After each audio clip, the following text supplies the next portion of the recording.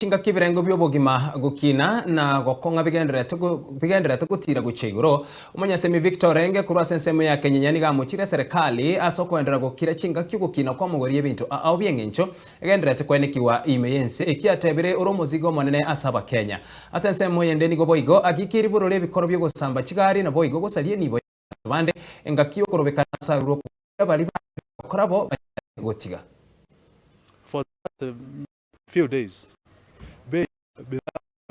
Ansia nyanya inakarimu shilingi 20 na kuna watu ambao hawawezi nunua hata nyanya moja, na hii sasa taraumu sijui ni wakulima taraumu, na hii imeathiri wa Kenya especially now students. Saa hii kuna msemo wanasema kwamba ni kuinama.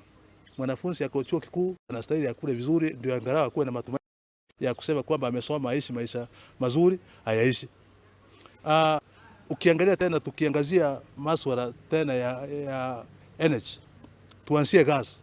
Gas hai imeongeza mpaka watu wameweka mitungi kwa nyumba. Wanasema afadhali hata niende nyumbani. And I'm asking myself, is nyumbani better than where they are staying?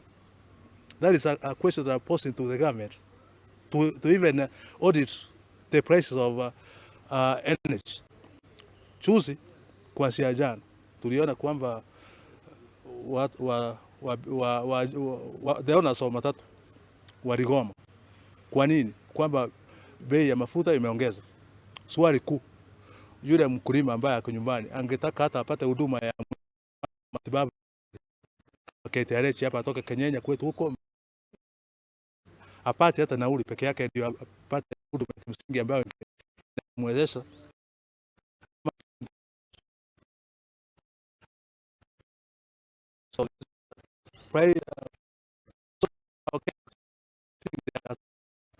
sisi kwamba tuko nyumbani.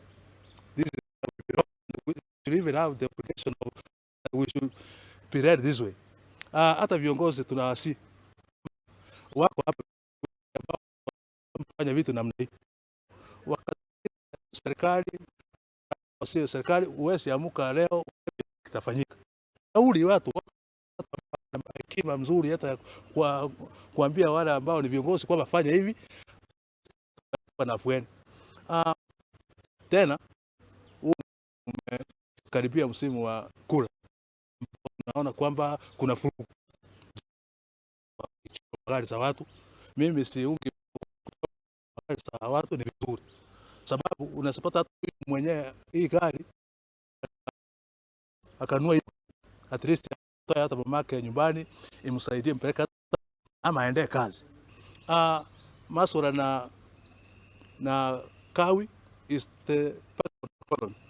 Ukiona saa hii mafuta yakipanda kila mara, it means that everything is sabotaged. Kindly the government